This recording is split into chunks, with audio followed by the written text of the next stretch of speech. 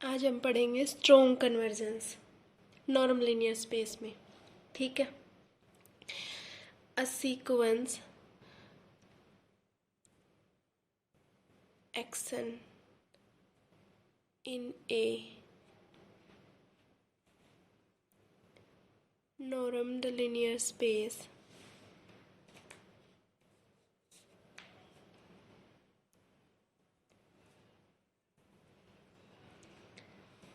n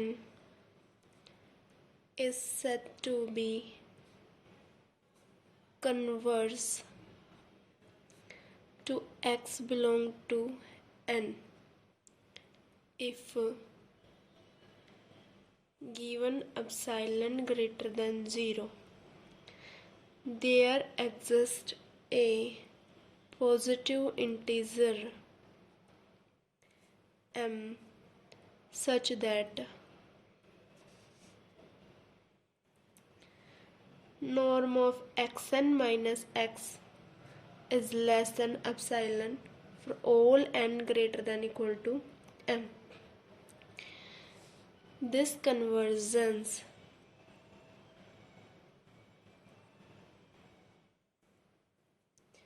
in a normed linear space is called convergence in norm or strong convergence. क्या कहती है?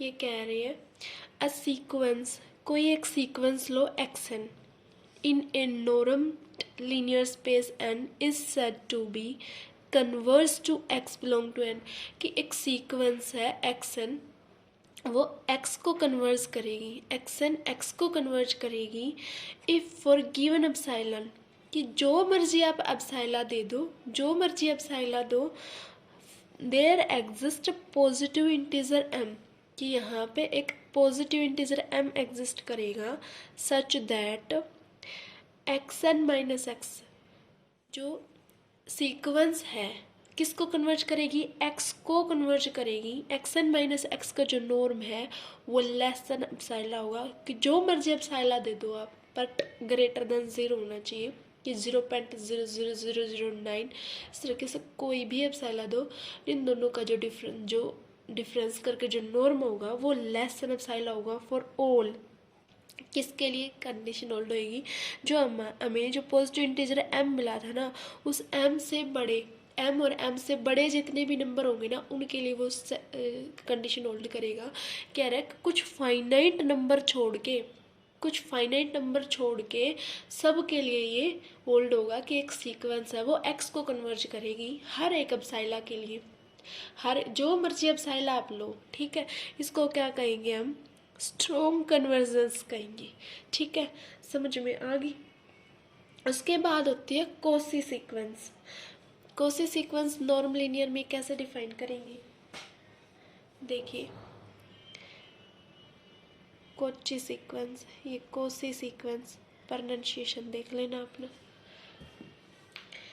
A sequence, इसको right करते जाना, अ sequence action in a normed linear space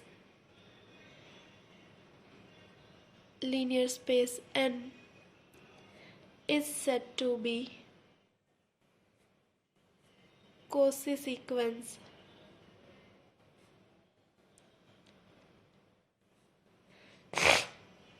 if given epsilon greater than 0 there exists a positive integer,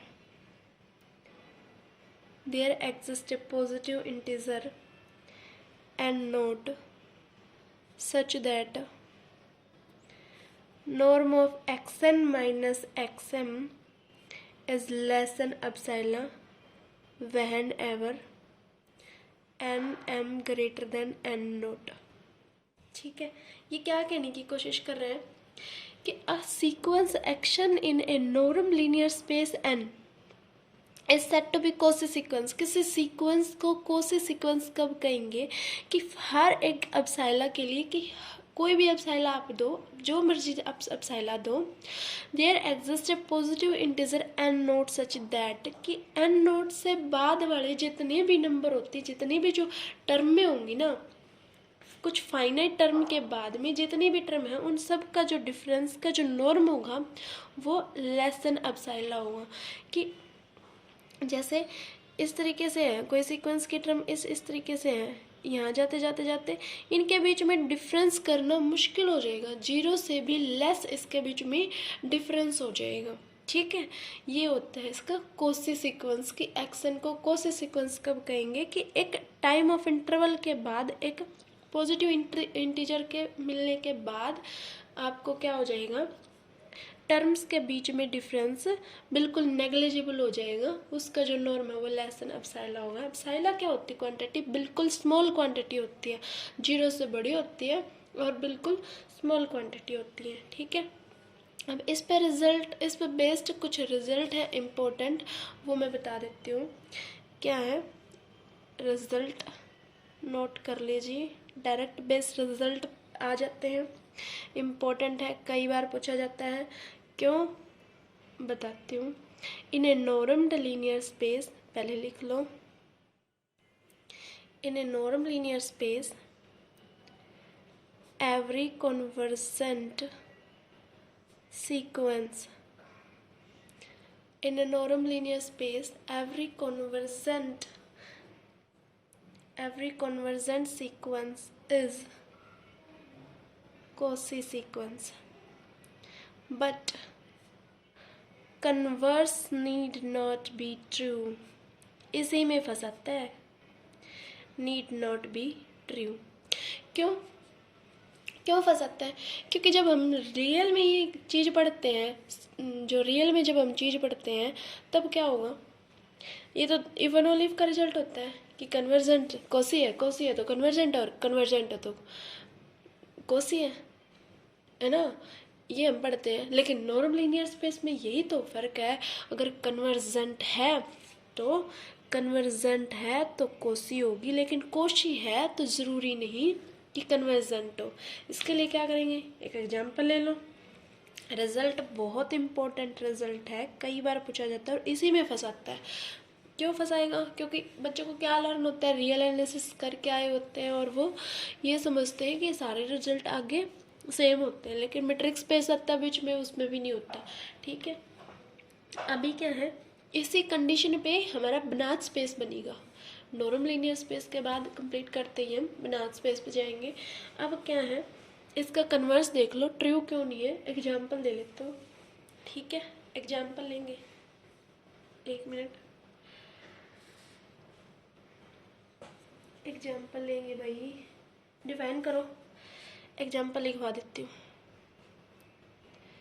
important है, कभी interview वगैरह में पूछ लिया जाता है। देखिए, consider the space Q of rationals under the relation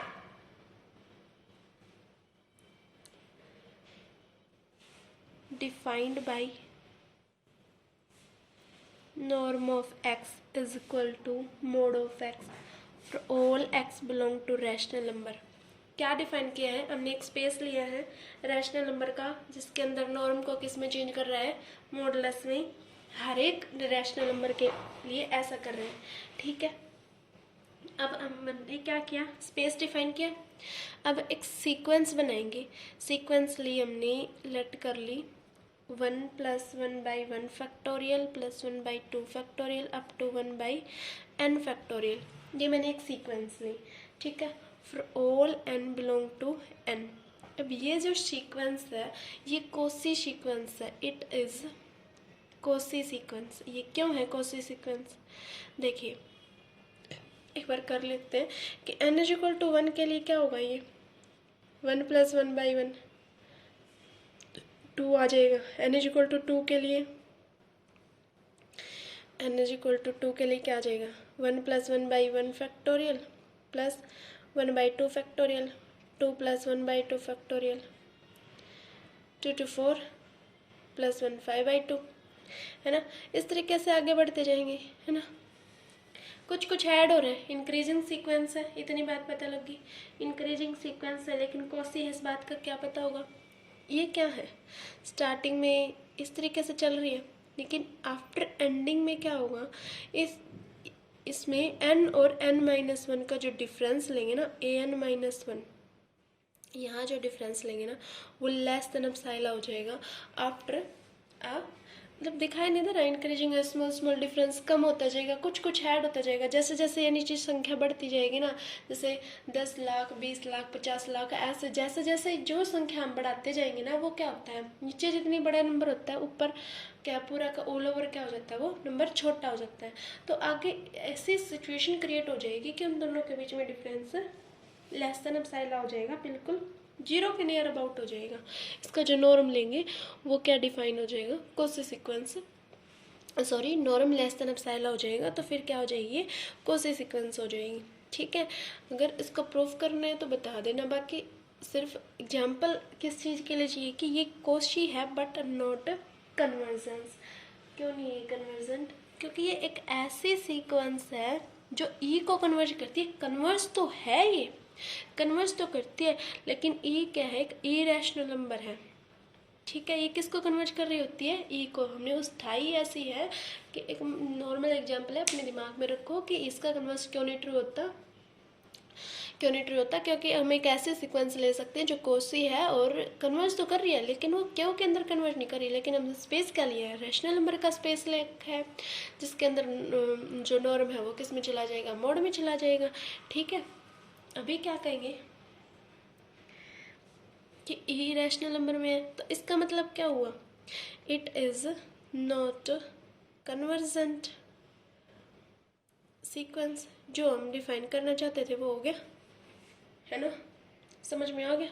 क्या कह रहे हैं कि नॉर्म लीनियर स्पेस में हर एक कन्वर्जेंट सीक्वेंस कोसी होती है, बट कोसी सीक्वेंस कन्वर्जेंट नहीं होती। क्यों, क्योंकि हम एक ऐसे सीक्वेंस उठा सकते हैं जो मतलब रैशनल नंबर के सेट है, जो ई रैशनल को जाएगी, जो मतलब उस सेट के अंदर, मतलब उसी के अंदर कन्वर्ज नहीं कर रही, मतलब कन्वर्ज नहीं कर रही। कन्वर्ज की डेफिनेशन क्या है, for all epsilon greater than 0। देखिए मैं रिवाइज करवा देती हूँ कि जो कन्वर्जेंस क्या कहते हैं कि सीक्वेंस है उसको किसी नंबर पे कन्वर्ज करवाना है एक्स पे, तो क्या कहेंगे, for all epsilon greater than 0, कि हर एक एप्सिलॉन के लिए वहाँ पे एक इंटीजर एग्जिस्ट करेगा m, कि उसके बाद के जो भी नंबर है n, उसके टर्म का डिफरेंस क्या होगा, सारी टर्म का डिफरेंस करके जो नॉर्म आएगा वो लेस देन एप्सिलॉन आएगा। ठीक है, ये x कहाँ से है, ये x डोमेन में से तो है, लेकिन हमारा जो सीक्वेंस जो हमने अब बनाई है वो डोमेन में जा रही, वो डोमेन से बाहर जा रही है। इसका मतलब कन्वर्ज तो कर रही है लेकिन डोमेन के अंदर कन्वर्ज नहीं कर रही, तो हम नहीं कह सकते ये कन्वर्जेंट है। ठीक है, इतनी बात समझ में आ गई। ठीक है भाई, आगे तो अभी क्या है, अब नवी चीज़ डिफाइन करेंगे। अगर ऐसा हो जाए, इसकी कमी की वजह से हमने बनात स्पेस डिफाइन किया है, ये कंप्लीट लीनियर स्पेस डिफाइन करेंगे। अभी हम देखिए कैसे डिफाइन करेंगे बनात स्पेस, या यूँ कहो कंप्लीट नॉर्म्ड लीनियर स्पेस, और क्या कहेंगे इसको, बनात स्पेस। कैसे कैसे कब कहाँ ना, ये देखते हैं। चलो डेफिनेशन क्या है, नॉर्मल लीनियर स्पेस में अगर हर एक कोची सीक्वेंस कन्वर्जेंट हो तो कंप्लीट बनता है। अभी हमने क्या कमी क्या थी कि जो कन्वर्जेंट है वो कोची है, लेकिन कोची है वो कन्वर्जेंट नहीं है, मतलब जो कोसी है वो कन्वर्जेंट नहीं है। तो इसकी डेफिनेशन कैसे डिफाइन करेंगे, if in a normed linear space n every Cauchy sequence is convergent, then it is called a complete normed, then it is called complete norm linear space या बनात स्पेस और बनात स्पेस। इतनी बात समझ में आई? कोई दिक्कत? यहाँ तक मुझे नहीं लगता आपको कोई दिक्कत होगी। उसके बाद क्या है? Bounded norm linear space. Bounded norm linear space क्या होगा? बाउंडेड, ये टर्मिनोलॉजी एक बार समझ लो, ये डेफिनेशन एक बार समझ लो, बार बार नहीं, आगे जब ज़रूरत पड़ेगी ना फिर रिकॉल करनी होंगी। Norm linear space, bounded normed linear space. Complete norm linear space समझ में आ गया ना कि किसी भी नॉर्म लीनियर स्पेस में एन में हर एक कॉची सीक्वेंस कन्वर्जेंट होगी। एवरी कॉची सीक्वेंस कन्वर्जेंट है तो क्या होगी? वो कंप्लीट नॉर्म लीनियर स्पेस होगी। ठीक है, इतनी बात समझ में आई। अब बाउंडेड के बारे में कहेंगे कि a sequence x n in a normed linear space n is said to be bounded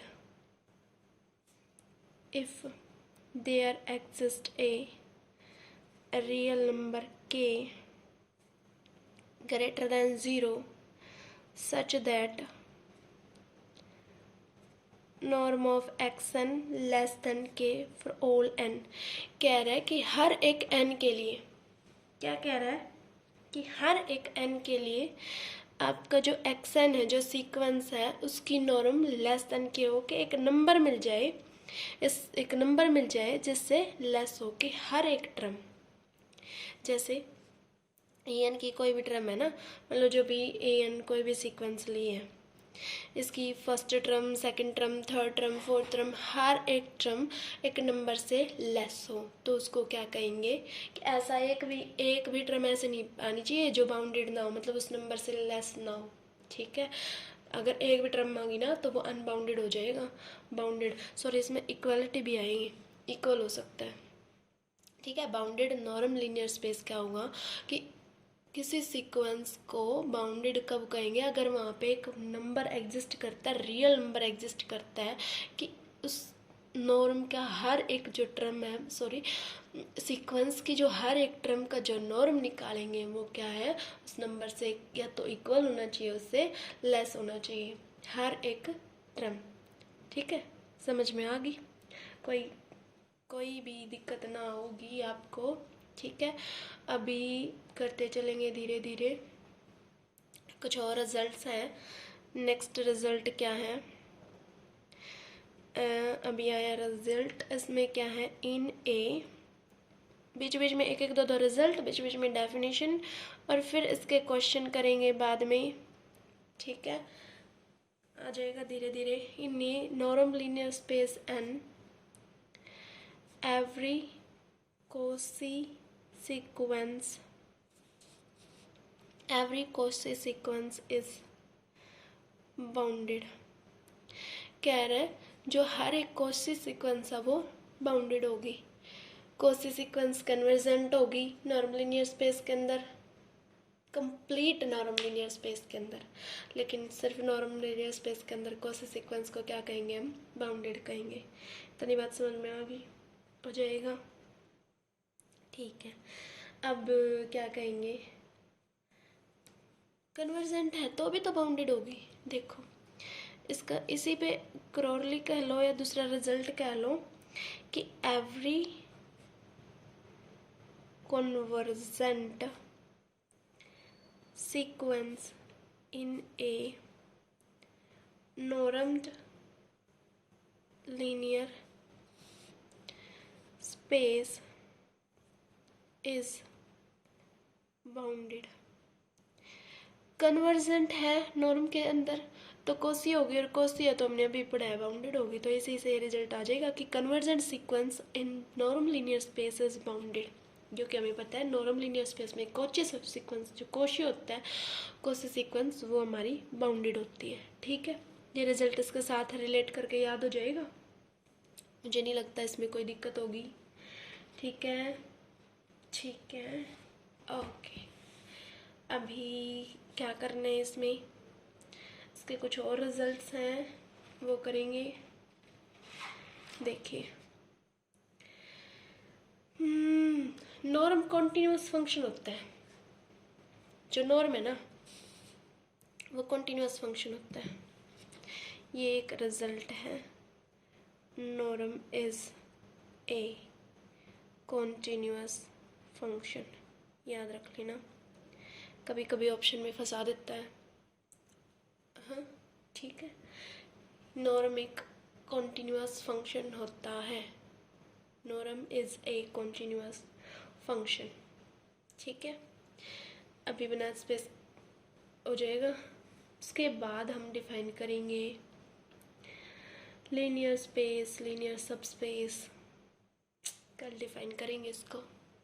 okay, आज का लेक्चर यहीं पे ख़त्म करते हैं, और अगर आपको ये लेक्चर अच्छे लग रहे हैं तो प्लीज़ इनको शेयर करें, लाइक करें और सब्सक्राइब करें, और बेल आइकन को प्रेस करना बिल्कुल ना भूलें, नहीं तो आपको आगे की वीडियो नहीं पता लगेंगी। ठीक है, और इसको हम पूरा करने की कोशिश करेंगे। Okay, okay, bye bye.